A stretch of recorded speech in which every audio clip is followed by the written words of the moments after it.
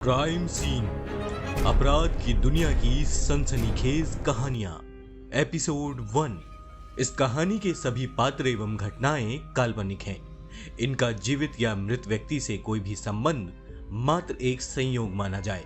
जिंदगी के फलसफों के बीच कई इमोशंस एक साथ दौड़ रहे होते हैं और इन्हीं सब के बीच संग संग दौड़ता है क्राइम।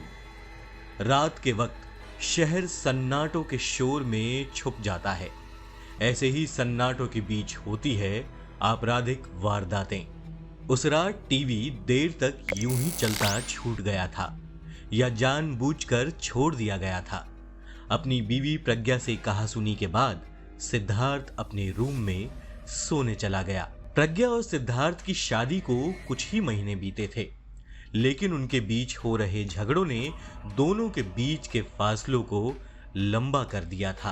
प्रज्ञा उसी आग में जल रही थी कि आखिर जिस सिद्धार्थ ने उसके माँ बाप से उसका हाथ मांगने के लिए उसके पूरे परिवार से बैर कर लिया, आखिर उसी सिद्धार्थ ने उस पर हाथ उठा कैसे दिया। दोनों के बीच की लड़ाई का कारण भी प्रज्ञा का कुछ दिनों से लगातार बाहर घूमना और सिद्धार्थ को इग्नोर करके बातें छिपाना था। सिद्धार्थ ने प्रज्ञा के फोन में उस तीसरे आदमी की चैट्स पढ़ ली थी। इधर प्रज्ञा ने अपने बॉयफ्रेंड के साथ मिलकर एक प्लान तैयार किया कि वो सिद्धार्थ को अपने रास्ते से हटा देगी और बॉयफ्रेंड से शादी कर लेगी और विदेश जाकर सेटल हो जाएगी।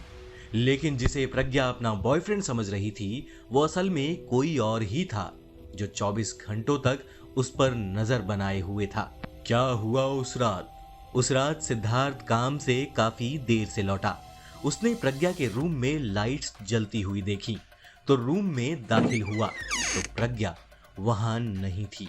लेकिन बेड पर लगे खून के निशान देखकर सिद्धार्थ डरा हुआ था, लेकिन साथ साथ उसे एक बात की अजीब सी तसल्ली भी थी कि शायद काम हो गया है। सिद्धार्थ ने प्रज्ञा के बॉयफ्रेंड के रूप में एक सीरियल किलर को हायर किया था अपनी बीवी को ठिकाने लगाने के लिए। लेकिन तभी किसी ने सिद्धार्थ के सिर पर धारदार हथियार से हमला किया, जिससे उसका सिर फट गया और अगली सुबह अखबार में हेडलाइन थी, मालवीय नगर में 2 आदमियों की लाशें संदिग्ध हालत में पाई गई। पुलिस ने क्राइम सीन को अपने कब्जे में ले लिया है। क्राइम सीन के नए एपिसोड सुनने के लिए चैनल को सब्सक्राइब करना ना भूलें और सभी नोटिफिकेशंस पाने के लिए बेल आइकन जरूर दबाएं।